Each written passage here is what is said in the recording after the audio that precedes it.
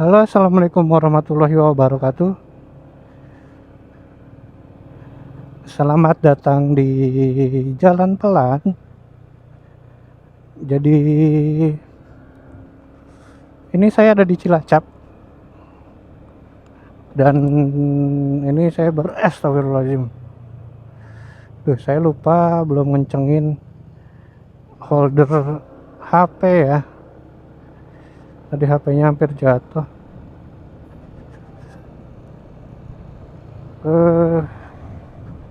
Saya habis jalan-jalan, tadi habis riding ke Pantai Menganti dan juga di daerah jalur Pantai Logending ke Karangbolong, Kebumen ya. Ini saya baru ngelewatin perbatasan Kebumen sama Cilacap. Dan kali ini saya mau riding ke stasiun Kroya aja. Kita mau riding ke stasiun Kroya sambil mau sedikit cerita sih gimana. Sebenarnya saya udah dari beberapa waktu yang lalu ya pengen bikin ini. Teman-teman lihat video saya yang pertama di channel ini, saya cerita tentang inden Honda ADV 150 ya. Dan di video itu saya jelasin kalau saya beli Honda ADV itu di bulan Mei. Honda ADV ini 150 di bulan Mei. Dan si motornya itu datang bulan Juni, awal Juni ya. Sementara Honda ADV 160 udah dirilis awal Juli lalu ya. Jadi belum ada sebulan motor saya ini ada. Itu Honda EDV 160 udah dirilis ya. Nah, saya mau bahas tuh sebenarnya nyesel nggak sih saya beli Honda EDV 150 di saat Honda EDV 160 keluar ya, waktunya hampir bersamaan gitu. Kalau saya sih ngerasanya sih nggak terlalu nyesel ya, karena kebetulan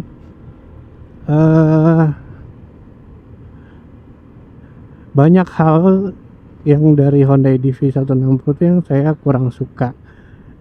Tentunya kalau dari teknologi ya pasti saya juga lebih milih EDV 160 ya kalau dari sisi teknologi.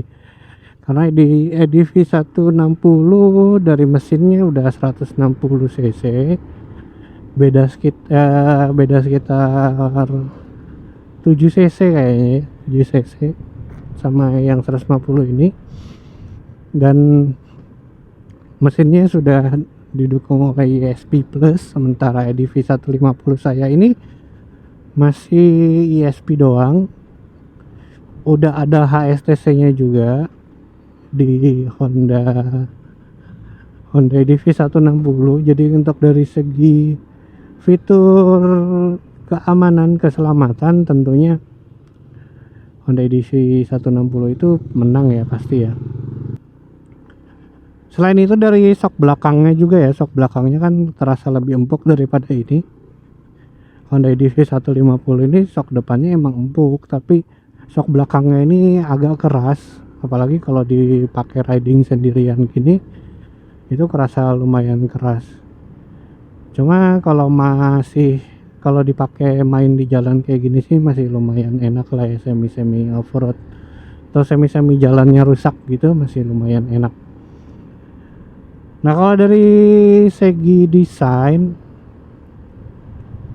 itu kan nggak terlalu banyak ya, perubahannya nggak terlalu banyak tapi nggak terlalu banyak, gimana sih ya gitulah pokoknya. Dan dari desainnya, dari jalan desainnya sendiri ini menurut saya udah agak beda ya.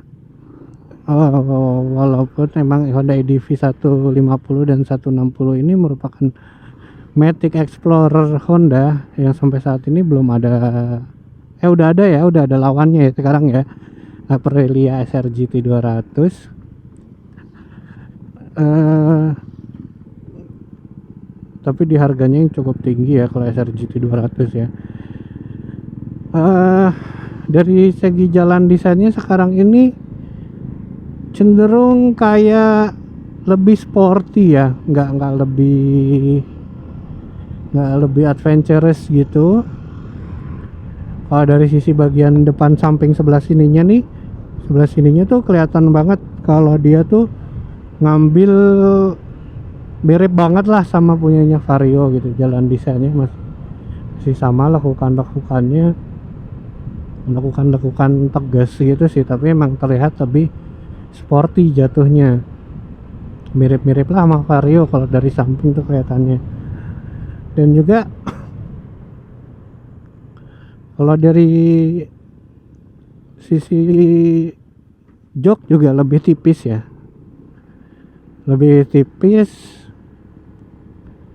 dan kayaknya sih, katanya sih masih sama-sama aja, masih sama-sama keras untuk si Honda EDV 160. Kalau yang saya pakai ini sih menurut saya sih nggak terlalu keras ya, rada enak. Nggak tahu juga kalau misalnya sama dibandingin sama EDV 150 yang bikinan tahun 2019, 2020, 2021 mungkin beda ya, karena ini saya pakai yang 2022. Masih cukup nyaman dipakai. Ini saya udah motoran dari jam 3 pagi, dari jam 4 subuh ya. Dari jam 4 subuh ini udah jam setengah 11 siang. Jadi udah berapa jam tuh ya? Udah 7 jam saya motoran, kurang lebih ya 6 jam lah ya, dengan jarak tempuh udah 165 km. Masih cukup nyaman dan gak pegel ya. Terus dari jalan desain tadi ya, lampu depan dan lampu belakang juga masih sama. Dan juga karena si joknya itu bikin lebih tipis dan dibikin lebih pendek, jadinya tuh gak segagah naik EDV yang 150 ya. Kalau yang 160 itu ya, kalau naik 150 ini masih rada tinggi, masih kelihatan tinggi. Ini saya kalau naik jalan gini masih masih kelihatan lebih tinggi lah dari pengguna motor yang lain, karena emang desainnya dari Honda EDV nya kayak gitu. Sementara EDV 160 ini lebih pendek ya, joknya lebih pendek, dan juga ini racernya dia lebih pendek. Mungkin emang buat mengakomodir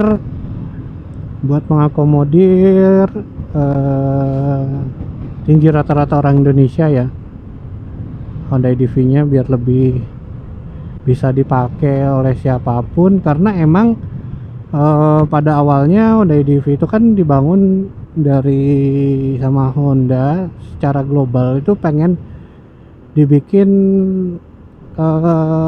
adiknya XEDV ya, ada XEDV, dan dites desainnya itu ngelihat dari market Indonesia. Dan jadi itu setahu saya ya, jadi tolong dikoreksi kalau ada yang salah. Jadi emang diproduksi untuk secara global oleh Honda dengan ngelihat market di Indonesia tentunya. Akhirnya didesain lah Honda EDV 150 ini. Sementara kalau EDV 160 itu kayaknya dibikinnya di Indonesia ya, pertama kali juga diluncurkan di Indonesia untuk upgrade-nya.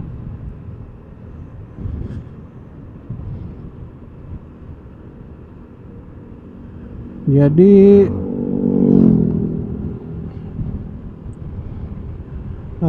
dia emang disesuaikan untuk tinggi orang Indonesia sih rata-rata. Karena saya sendiri tinggi saya 180-an aja masih agak jinjit sedikit sih.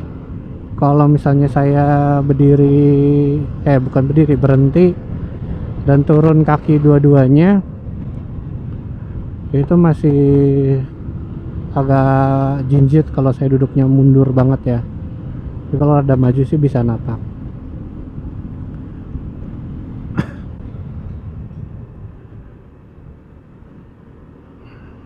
Terus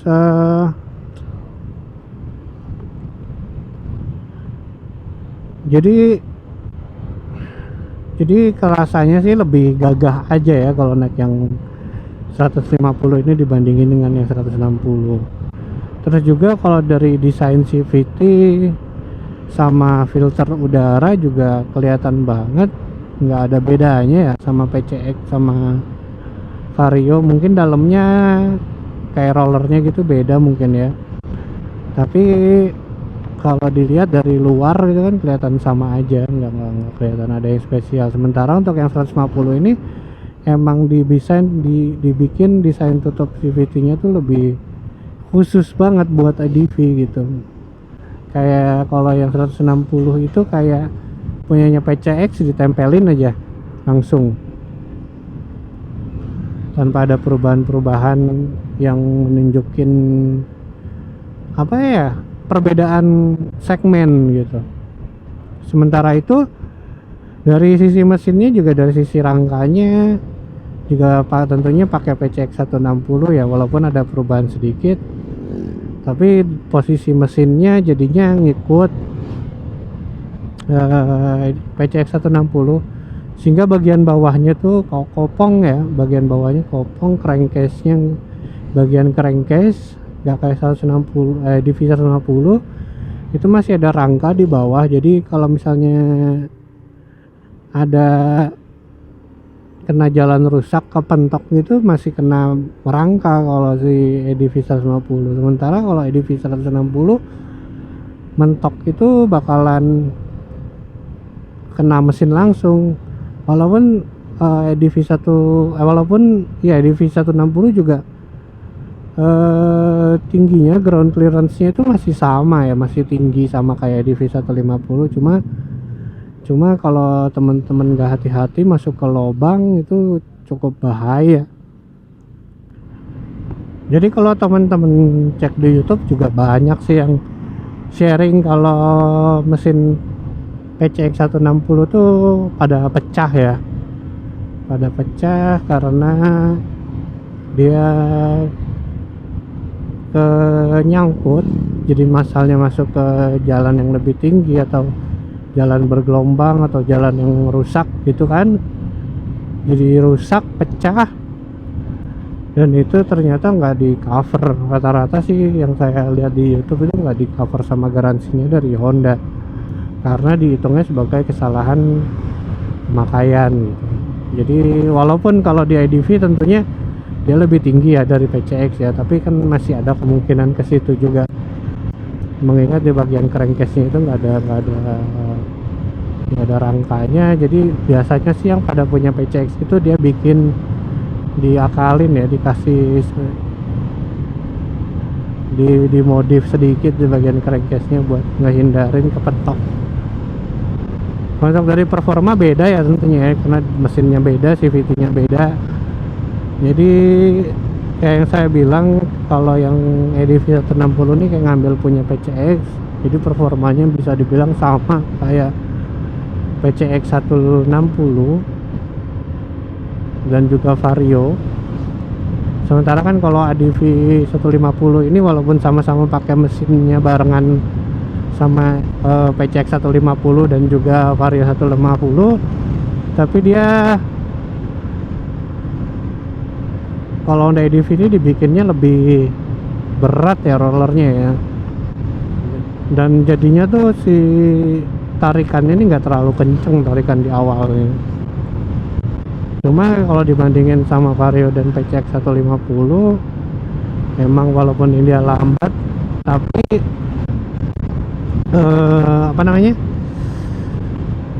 mesinnya itu lebih halus dan lebih nggak seberisik PCX ataupun Vario ya.